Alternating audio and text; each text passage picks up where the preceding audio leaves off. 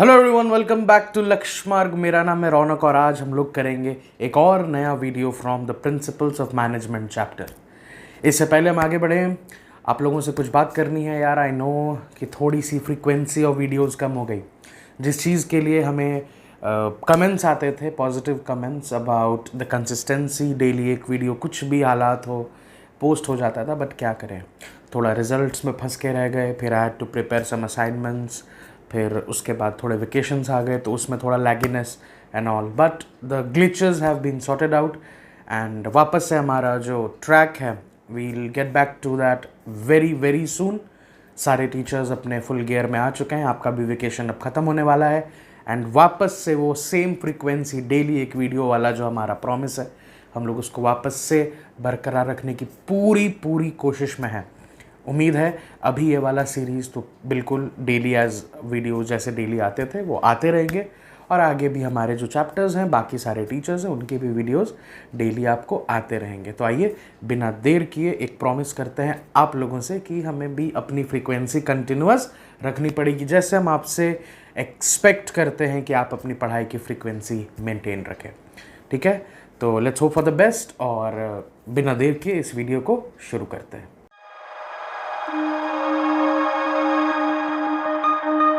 So, what do we understand when we say initiative as principles of management? देखो, one of the easiest principles to understand initiative अगर आप लोग मतलब समझते होगे तो it is taking the first step in the betterment। ठीक है, पॉजिटिवली जब कोई फर्स्ट स्टेप लेता है फॉर एनीथिंग तो उसको हम कहते हैं कि किसी ने इनिशिएटिव लिया। ठीक है, किसी ने इनिशिएट किया, एक्शन लिया, स्टार्ट किया, इनिशिएटिव लिया। ठीक है, अब ना what does it mean when initiative as a principles of management किसी कंपनी के अंदर देखा जाता है? होता क्या है, क्वेश्चन या प्रिंसिपल्स ऑफ मैनेजमेंट ये कहता है कि हर एक कंपनी को अपने एम्प्लॉयज को इनिशिएटिव लेने के लिए मोटिवेट करना चाहिए। मोटिवेट क्यों करना चाहिए? बिकॉज सी, एक क्लियर बात जो हम लोग प्रिंसिपल्स ऑफ मैनेजमेंट अभी तक पढ़ते आए वो ये है that the number of heads in decision making, वो जितने ज्यादा बढ़ेंगे, I know the decision making process will become more and more complex, लेकिन the better part is, the best part is, आपको उतने ज्यादा इनपुट्स भी तो मिलेंगे। तो ये कब होगा? एक एम्प्लॉय अपने बेस्ट इनपुट्स कब देगा कंपनी को? वो इनपुट्स तब देगा जब उसको मालूम होगा कि मेरे इन इनपुट्स की इज्जत है कंपनी में। ठीक है, मतलब ही इज मोटिवेटेड और she is motivated in his और हर सेल्फ कि मैं जब कंपनी के सामने कोई एक इनिशिएटिव एक्शन रखता हूं, एक सजेशन रखता हूं, एक फीडबैक रखता हूं, एक अपने तरफ से एक एडवाइस रखता हूं एज एन एम्प्लॉय कि सर या मैम ऐसे करिए वैसे करिए, या डिसीजन मेकिंग में मेरा कोई रोल है, प्लानिंग में मेरा कोई रोल है, कब होगा? Only when the employee is sure about that his inputs are given respect to। ठीक है, वो सेल्फ मोटिवेटेड होगा। कब होगा? जब उसे दिमाग में बैठा होगा कि मेरे डिसीजंस को, मेरे सजेशंस को, मेरे फीडबैक्स को वेलकम किया जाता है कंपनी के अंदर। बस इतना सा सरल सा इजी सा इसका मतलब है that any company should create an atmosphere in itself कि कोई भी employ is welcome to give the suggestion, feedback या इनपुट्स फॉर प्लानिंग, और अल्टीमेटली उसके जो सजेशंस है उसको आप वेलकम करोगे। ठीक है, नाउ क्या लिखा है हमारा डेफिनेशन इंग्लिश, आपको स्क्रीन के ऊपर दिख रहा होगा क्लियरली। वे workers should be encouraged to develop and carry out their plan for the improvements, plus initiative means taking actions, taking the first step with self motivation. जैसा हमने कहा, काफ़ी इजी सा प्रिंसिपल है, there is nothing much to be creating havoc for this principle. जब भी principal के बारे में आएगा, इनिशिएटिव के बारे में आएगा, आप बड़े आसानी से इसको लिख लोगे। हाँ, when I have to give you suggestion कि इनिशिएटिव को आपको किस प्रिंसिपल से बचकर चलना है, तो एक प्रिंसिपल आपने पिछले कुछ वीडियोस में पढ़ा था जिसको हम कहते हैं डिसेंट्रलाइजेशन। अब कोई लोग एस लिखते, कोई जेड लिखते, कोई बात नहीं, डिसेंट्रलाइजेशन।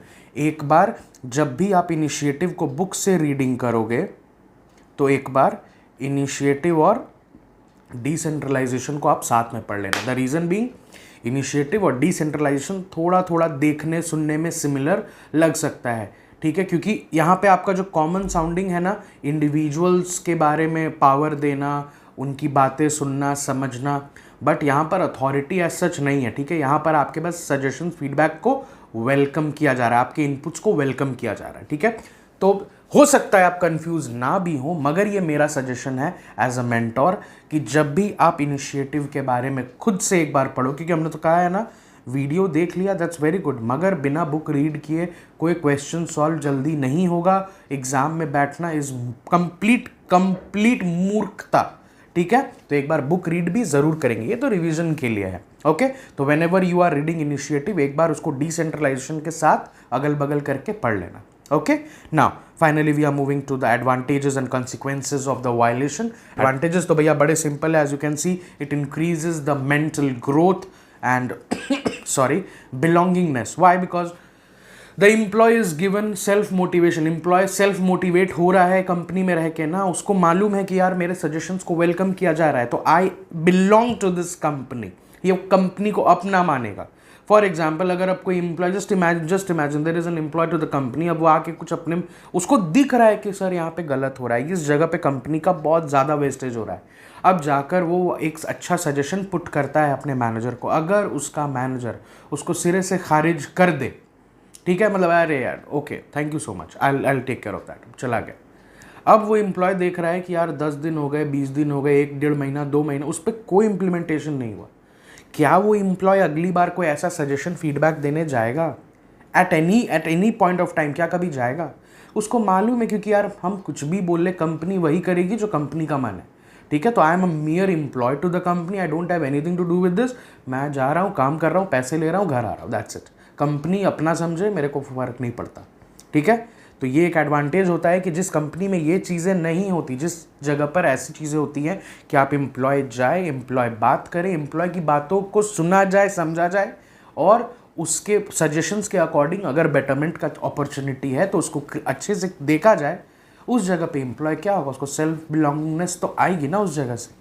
दूसरा पॉइंट है हमारे, it increases the commitment of employ. जैसे हमने कहा कि एम्प्लॉय भी कंपनी के लिए कब ज़्यादा काम करेगा, कमिटमेंट कब रहेगा, जब उसको लगेगा ना that I am more than an employ, I am an asset to the company, company thinks about me, cares about me, तब। नहीं तो फिर तो वही चीज़ है जो आपका कंसिक्वेंस ऑफ वायलेशन में है कि सेंस ऑफ बिलोंगिंगनेस ही खत्म है। वो तो मेयर आ रहा है, पैसा ले रहा है, जा रहा है, उसके मन में तो यही चीज़ है, कमिटमेंट की तो बात ही नहीं रही।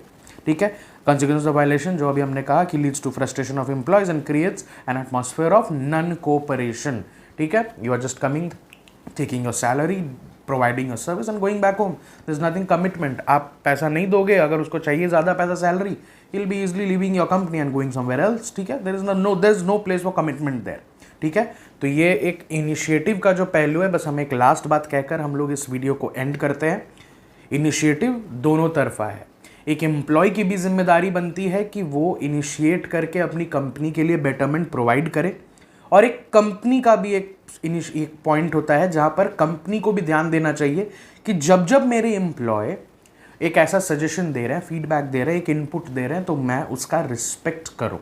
ठीक है, आई होप आपको ये वीडियो अच्छा लगा होगा। बहुत ईजी टॉपिक था, देयर इज नथिंग मच। हम लोगों ने जितने डिफिकल्ट टॉपिक्स है वो सारे पहले कवर किए थे, बिकॉज आई कुड फोरसी कि there would be glitches there somewhere, तो इसलिए जो इंपॉर्टेंट प्रिंसिपल्स थे वो सारे हमने वो सारे कवर कर लिए थे। ये तो लास्ट 1-2 बचा है, फिर इसके बाद हम लोग टेलर साहब के प्रिंसिपल्स में एंटर करेंगे। टेक्निक सब बहुत जल्दी ये चैप्टर आपका खत्म हो जाएगा। ठीक है, मिलते हैं अगले वीडियो में, तब तक के लिए थैंक्स फॉर वॉचिंग लक्ष्य मार्क।